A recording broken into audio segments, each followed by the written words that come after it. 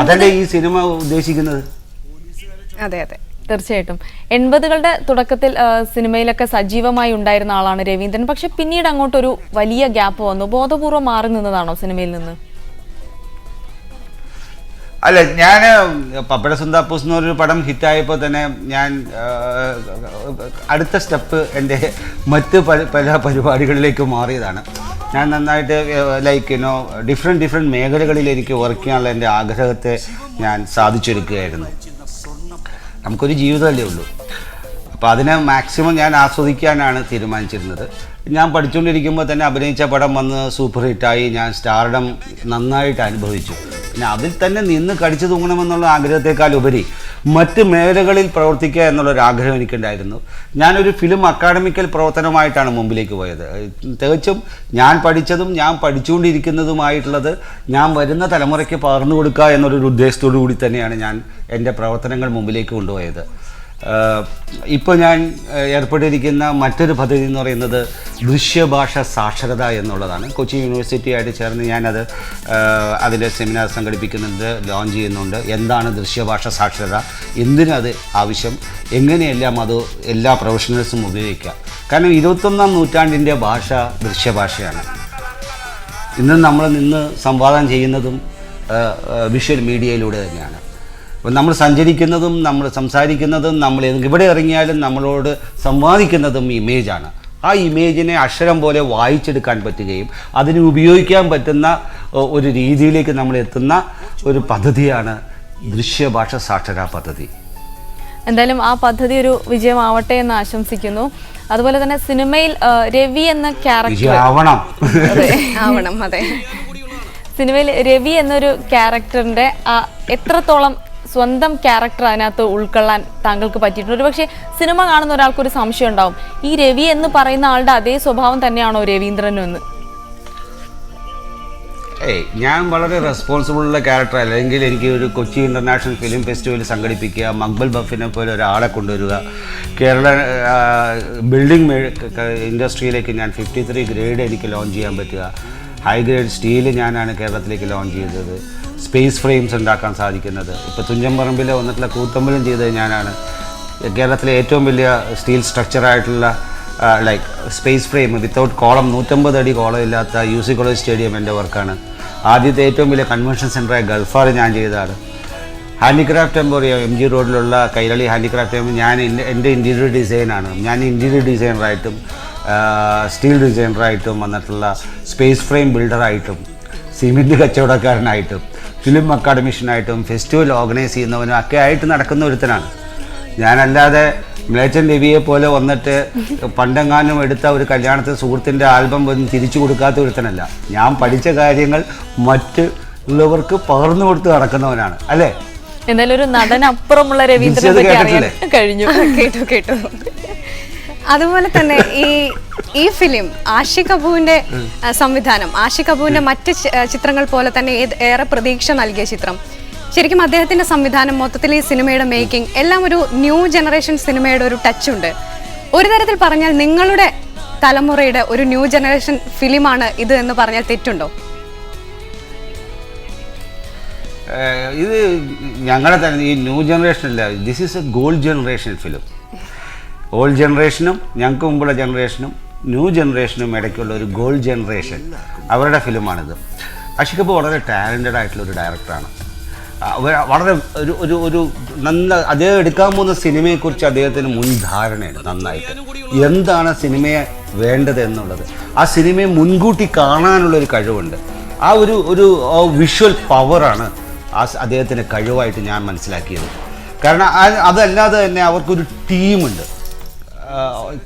ഇപ്പോൾ നമുക്കുണ്ടാകുന്ന ഏറ്റവും വലിയൊരു പ്രോബ്ലം എന്ന് പറയുന്നത് എല്ലാം തനിച്ചായി മാറിക്കൊണ്ടിരിക്കുന്ന ഈ ലോകത്ത് വന്നാൽ അവരുടെ ടീം വർക്ക് വളരെ ഗംഭീരമാണ് വന്നിട്ടുള്ള.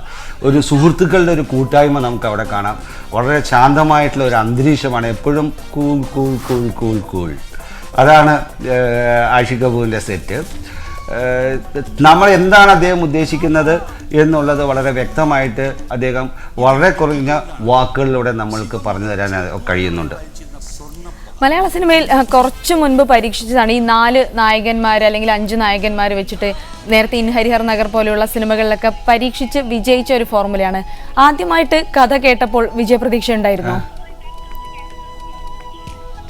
എനിക്ക് തീർച്ചയായിട്ടും വന്നിട്ടുള്ള പ്രതീക്ഷ എന്ന് പറയുന്നത്, ഞാൻ കഥ കേൾക്കുന്നതിന് മുമ്പ് തന്നെ ഞാൻ ഈ പടം അക്സെപ്റ്റ് ചെയ്തത് ആഷിക് കപൂരിലുള്ള പ്രതീക്ഷയാണ്. ഞാൻ സോൾട്ട് ആൻഡ് പേപ്പർ കണ്ട ഒരു വ്യക്തിയായിരുന്നു അന്നേരം. എനിക്ക് വളരെയധികം ഇഷ്ടമായി സോൾട്ട് ആൻഡ് പേപ്പർ എന്ന സിനിമ. അതേ ടീം തന്നെയാണിത്, ശ്യാം പുഷ്കറും ദിലീഷ് നായരും വന്നിട്ടുള്ളത് സ്ക്രിപ്റ്റ് എഴുതുന്നത്. അപ്പോൾ ഡെഫിനറ്റ് വന്നിട്ടുള്ളത് അവർ ഒരു നല്ല സിനിമ തന്നെയായിരിക്കും കൊണ്ടുവരുന്നത് എന്നുള്ളത് എനിക്ക് ഉറപ്പുണ്ടായിരുന്നു. ഞാൻ ആ സമയത്ത് ഈ ചിക്കാനത്തിൻ്റെ ഇടുക്കി ഗോൾഡ് എന്നുള്ള സ്റ്റോറി വായിച്ചിട്ടുണ്ടായിരുന്നില്ല.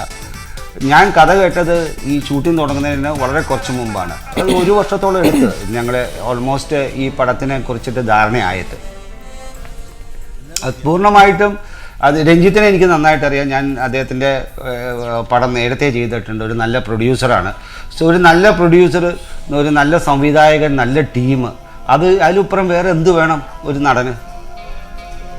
മണിയൻ പിള്ള രാജു ഒരു ഇന്റർവ്യൂവിൽ പറയുന്നത് കേട്ടു, ഈ താരനിരയ്ക്കൊപ്പം എന്നെ ആഷിക് കപൂർ എടുത്തതിന് ഒരുപാട് നന്ദിയുണ്ട് എന്ന് പറയുന്നത് കേട്ടു. ആഷിക് കപൂർ എന്ന സംവിധായകൻ നിങ്ങൾ ഇത്രയും ഒരു താരനിരയെ എങ്ങനെ സെലക്ട് ചെയ്തു എന്നാണ് വിചാരിക്കുന്നത്? അത് അദ്ദേഹത്തിനോട് തന്നെ ചോദിക്കണം. ഒരുപക്ഷെ എനിക്കറിയില്ല. പറഞ്ഞോളൂ, ചോദിച്ചോളൂ. ഒരുപക്ഷെ ഈ സിനിമ എനിക്ക് അത് നമ്മൾ അദ്ദേഹത്തിനോട് തന്നെ പറഞ്ഞോളൂ.